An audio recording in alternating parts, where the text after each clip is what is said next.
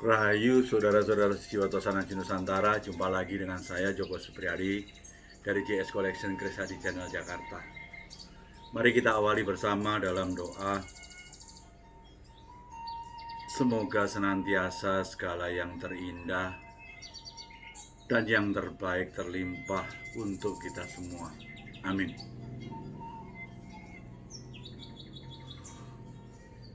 Kita berada pada tayangan 126, memenuhi permintaan beberapa teman-teman subscribers. Saya ingin membabar tema mendarang atau menjarang adalah merupakan dapur yang langka. Sekaligus pada kesempatan ini saya akan review pusaka nomor 5945 dan 6214. Kalau kita bicara tentang masalah pusaka mundarang, ini ada suatu background cerita yang menurut saya bisa menjadi sebuah legenda.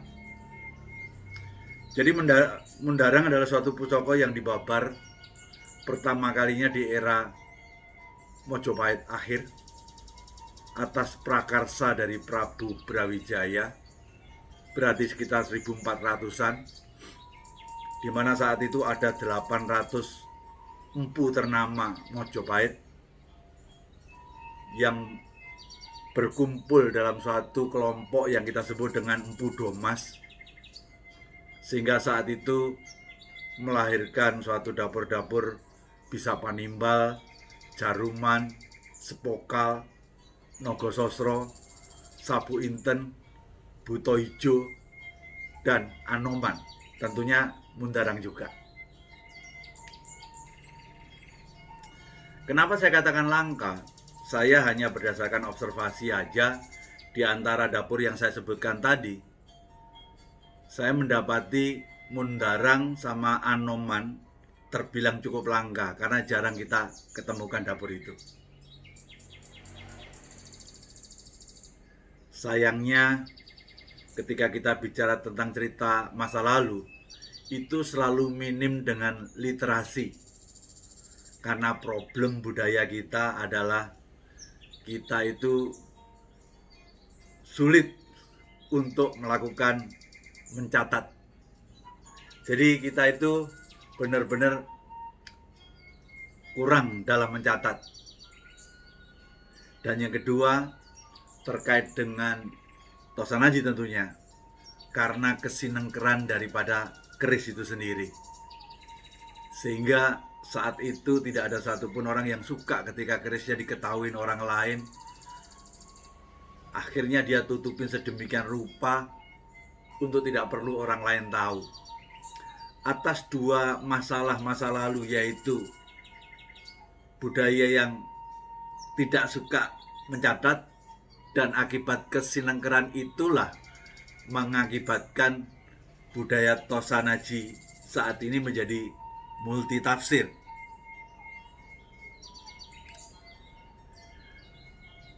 Ketika kita bicara tentang masalah pembuktiannya sangat sederhana. Kisah perang Pajang sama Jipang, di mana Haryo Penangsang melawan wakil Pajang yaitu Danang Wasis dan Danang Sutowijoyo, di mana saat itu ceritanya itu ada legenda keris Haryo Penangsang yaitu Bromot Setan Kober. Karena budaya tidak mencatat dengan baik dan budaya menyenengkerkan keris, sampai sekarang orang-orang senior di perkerisan pun juga tidak ada satu kata sepakat. Keris Bromot Setan Kober itu keris lurus atau lo, kalau lo berapa, tidak ada yang bisa memberikan suatu konfirmasi pasti. Itulah suatu contoh yang sangat sederhana yang menunjukkan budaya Tosanaji menjadi multitafsir. Jadi kembali lagi tentang masalah dukungan literasi, itu baru ada dimulai dengan adanya Serat Centini. Serat Centini itu adalah menggambarkan kisah saat itu terjadi peperangan antara Sunan Giri dengan Pangeran Pekik yang berhasil dimenangkan oleh Pangeran Pekik, sehingga keluarga Sunan Giri harus terusir. Di dalam pengembaraannya putra-putri Sunan Giri itulah yang dipakai sebagai dasar untuk terbentuknya Serat Centini. Berarti kalau kita ngelihat Pangeran Pekik itu adalah keponakan dari Sultan Agung, karena Pangeran Pekik menikahi keponaan dari Sultan Agung, berarti kisah cerita itu berada pada tahun 1625-an. Karena kan era berkuasanya Sultan Agung adalah 1613 sampai dengan 1645. Namun, kalau itu menjadi suatu dasar literasi Tosanaji, ini akan menjadi agak sedikit repot lagi, karena pembukuannya Serat Centini itu dilakukan di era PB4. Dilakukan oleh putra dalam PB4, yaitu PB5. Berarti kalau kita berada pada di era PB4, berarti itu sekitar 1800-an. Karena PB4 itu adalah berada pada 1788 sampai dengan 1820.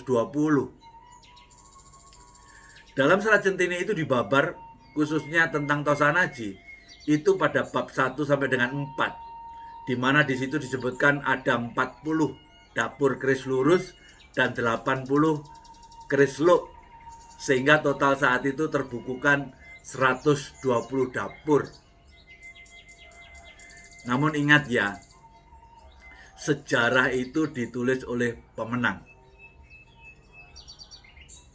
Jadi kadang aslinya tidak begitu, pemenanglah yang akan bisa mencatatkan suatu sejarah sesuai dengan versinya.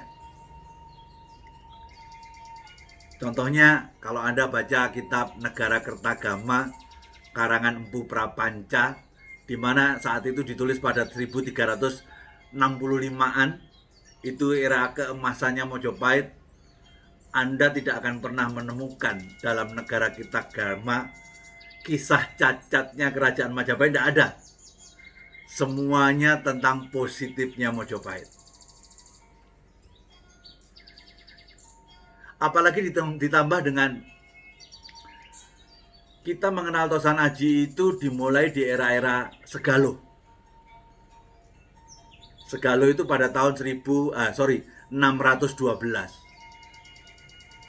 Segalo melanjutkan pemerintahan Tarumanegara, di mana di Tarumanegara kita tahu prasasinya banyak perunggu. Berarti kalau kita ambil dari rentang Segalo 612 ke 1800, bukankah itu kurun waktu 1200 tahun? Sehingga apakah literasi yang dibuat pada tahun 1800-an itu mengakomodasi kebenaran pada tahun 600-an? Itu satu pertanyaan yang barangkali sama-sama kita bisa renungkan. Sama aja kalau kita bicara sejarah, kita membisikin orang berbaris 100, 1, 2, 3 sampai 100. Orang pertama saya bisikin satu kalimat, dia saya suruh bisikin orang kedua, ketiga sampai terakhir 100 orang saja, nggak usah banyak-banyak. Apakah ada jaminan bahwa kalimat yang saya omongkan pada orang pertama tadi akan disuarakan sama oleh orang yang ke-100? Saya berpikir pasti beda. Makanya kalau kita bicara tentang Tosanaji, dibutuhkan suatu kearifan. Namun sebagai pemikir yang positif, kita harus hargai upaya-upaya pendahulu kita, agar kita ada semacam satu runutannya. Akhirnya dari Serat Centini yang tahun 1800 baru dibukukan tadi, disempurnakan di era PB9. eranya 1861 sampai dengan 1893. Dan itu ditulis dalam bukunya Pak Luminto bahwa dapur keris bukan 120 lagi, sudah 218 dapur. Baru kemudian penyempurnaannya di era PB10. PB10 kita tahu tahun 1893 sampai 1939. Di situ Putron Dalem Sinuwun PB10, Pangeran Hadiwijoyo mampu menggambarkan 160 dapur yang tergambar dan 114 dapur yang tercatat, sehingga total 274. Sehingga dari rentang yang nggak terlalu lama aja, dari 120 menjadi 218, kemudian ke 274. Padahal mereka mengakomodasi barangkali pusoko-pusoko yang dimiliki Keraton PB. Nah, kalau pusoko-pusoko yang 1000 tahun sebelumnya, prediksi saya jumlah dapur keris yang ada bisa di atas 500 dapur keris. Untuk itu, atas penjelasan saya awal tadi, tidak ada orang yang bisa mengatakan dirinya ahli tosanaji. Makanya pada kesempatan ini saya tidak pernah memberikan kata-kata edukasi, saya hanya men-sharingkan pemahaman yang saya punya. Untuk itu, perlu kiranya kita menggunakan acuan yang terakhir, yaitu di era PB10, sampai nanti ketemu literasi yang lebih sahih berikutnya, sebagai suatu bentuk penghormatan kita atas leluhur yang telah membukukan dapur tadi. Mari kita masuk kepada ulasan yang diminta teman-teman, yaitu Mundarang. Mari kita mulai dengan review 5945 Timoho Gayaman Jogja yang cukup menarik. Mari kita lihat di dalamnya. Inilah dapur Mundarang. Mundarang menggunakan kembang kacang pokok, memiliki jalen 1, lambe gajah 1, ada pijetannya, ada tikel alisnya, ada serawiannya, dan ada grenengnya. Nah, ketika ada pijetannya, ada sogoannya ada enggak? Di buku dapur PB10 ada sogoannya, tapi pendek sekali. Ini hanya uniknya keris ini saja, sogoannya 1 sampai separuh bilah. Ya, saya yakin bahwa empu pun juga pengen membuat sesuatu yang berbeda karena sebagai tetenger yang bersangkutan. Inilah dapur Mundarang dengan panjang 34, wos putah, tangguh saya Mataram Senopaten saja. Karena kalau saya mengacu dari sisi pamornya yang ngintip dan grenjeng ada di permukaannya sepertinya Mojopahit, tapi dari sisi besinya kurang pulen, saya lebih ke Mataram Senopaten. Tapi bisa saja ketidakpulenan karena waktu, karena perawatan, bisa saja. Tapi saya bermain aman yang kita sebut dengan Senopaten saja. Di keris ini ada sesuatu kekhasannya. Kekhasannya kalau kita lihat, semoga kelihatan ya, kalau tidak lihat, lihat di web ya. Keris nomor 5945. Pada sor-soran dekat sama wadidang ini ada menonjol satu butir seperti kacang hijau ya. Itulah bisa disebut besi atau pamor munggul. Sejatinya sang empu juga pengen meratakannya, tapi karena materialnya sangat keras, dia tidak mampu dimampatkan sehingga menjadi besi atau pamor munggul. Nah, konon besi atau pamor munggul itu adalah pamor tumbuh. Seolah-olah ini suatu kehendak yang kuasa untuk senantiasa memberikan suatu pertumbuhan filosofi doanya kepada tuannya. Satu hal lagi yang menarik bahwa besinya kalau Anda kelihatan nampak seperti kayak digaruk-garuk kucing, dicakar kucing. Nah, beberapa dari kolektor menyukai besi yang seperti itu. Pamor yang granjeng dan ngintip dia menyukai, syukur-syukur dalam bilah itu ada pamor atau besi munggulnya. Mari kita bicara tentang masalah mundarang karena ini yang Anda tanyakan. Sejatinya mundarang secara harafiah bermakna gada.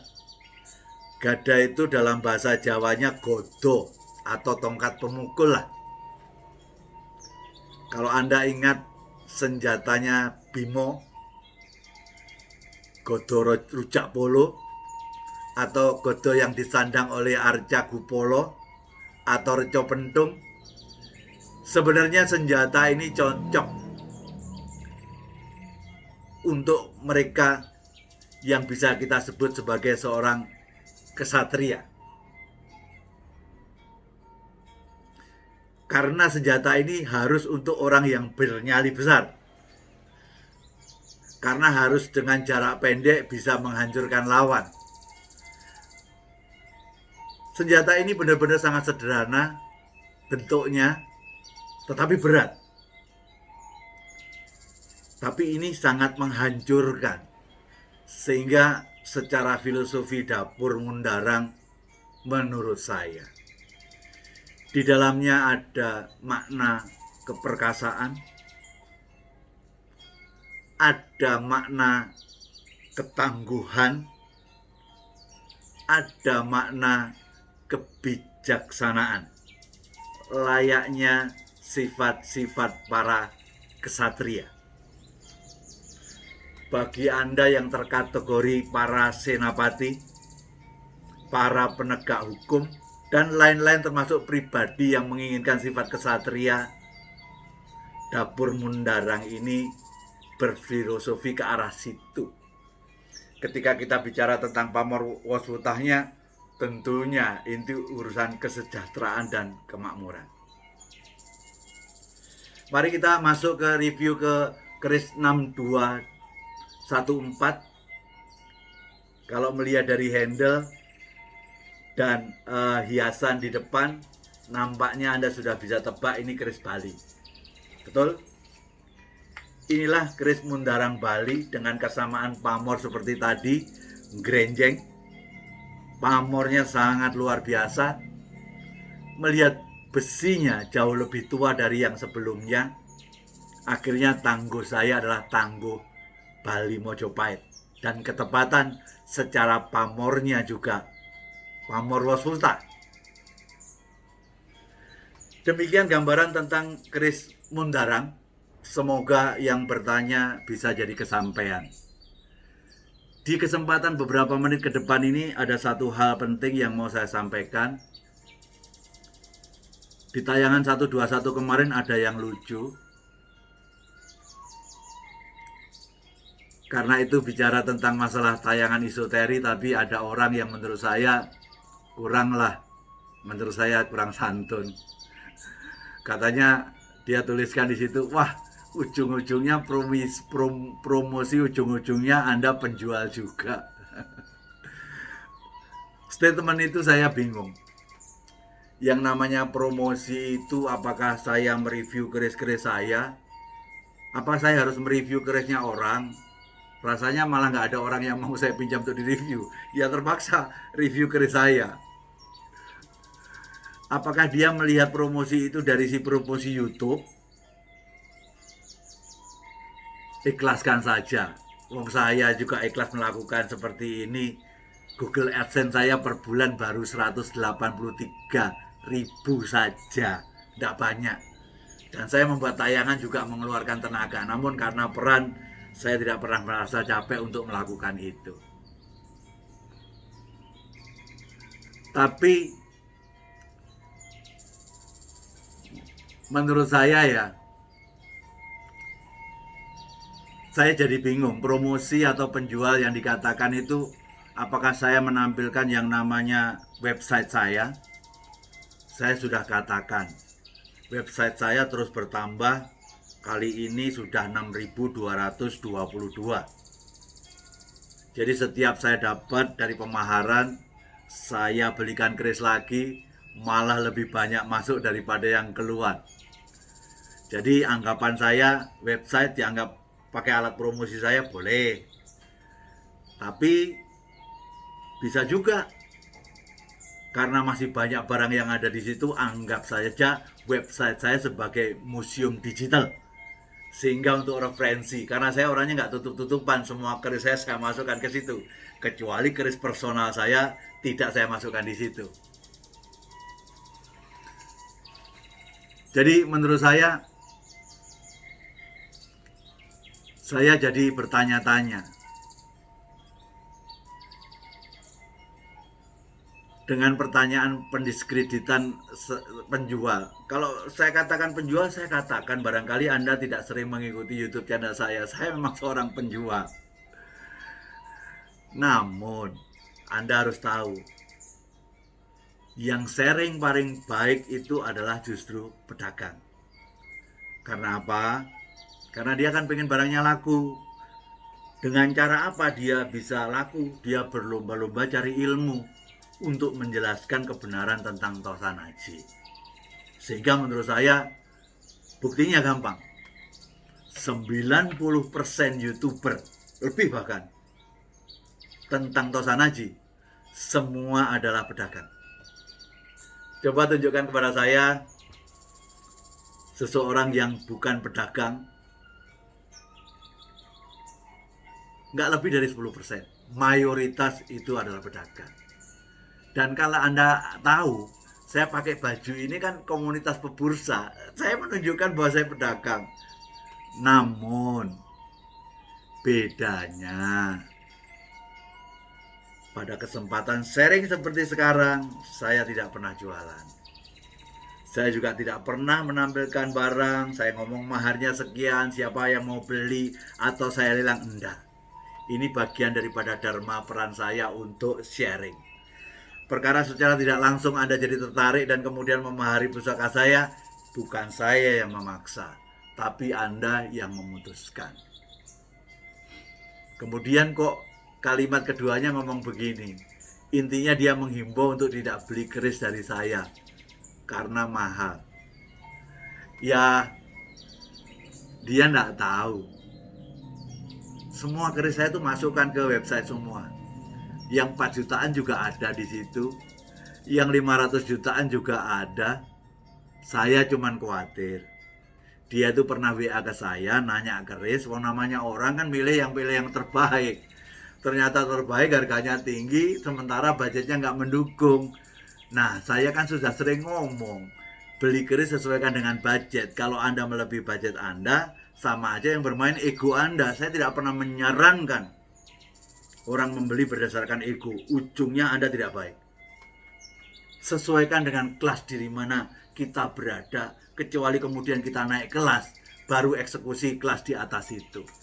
Jadi membeli keris itu jangan sampai membuat keuangan keluarga jadi bermasalah. Kalau itu yang terjadi, Anda bermain dengan ego Anda. Mungkin Anda belum pernah tahu bahwa saya pernah menyaksikan sendiri ada keris yang laku 500 juta. Ada yang saya jual keris saya 60 juta, dibeli sama teman terjual 800 juta. Saya menyaksikan teman bertransaksi keris 1,5 miliar. Ada yang 3 miliar. Saya menyaksikan sendiri. Jadi kesimpulan saya, mungkin teman kita ini adalah penghobi pemula yang salah belajar Tosan Haji, sehingga mau masuk ke dunia Tosan Haji yang dibawa ego dirinya. Jadi sekali lagi, walaupun saya penjual, saya tahu diri di mana saya harus meletakkan saya sebagai penjual, di mana saya seperti sharing seperti sekarang. Contohnya hari ini, Mana ada penjual yang tidak bermasalah secara keuangan dalam situasi pandemi yang krisis kayak gini. Kalau nurutin tentang masalah semangat sih sudah tidak ada.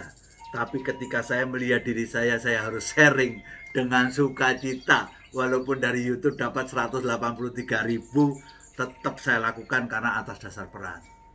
Semoga Mas ini nonton, saya nggak mau menyebutkan. Saya pikir semoga usianya di bawah saya, berarti memang masih belum cukup dewasa untuk semakin meningkatkan kualitas dirinya. Itu aja kok, nggak ada yang lain. Demikianlah saudara-saudaraku sekalian tayangan hari ini. Semoga bermanfaat. Cuman harapan saya, ketika ada yang tidak pas, mohon maaf. Kalau ada yang tidak berkenan, di skip saja. Saya pun juga tidak pernah memaksakan Anda untuk menjadi subscriber saya. Saya tidak pernah memaksakan tonton ya iklan sampai akhir, jangan di skip. Saya tidak.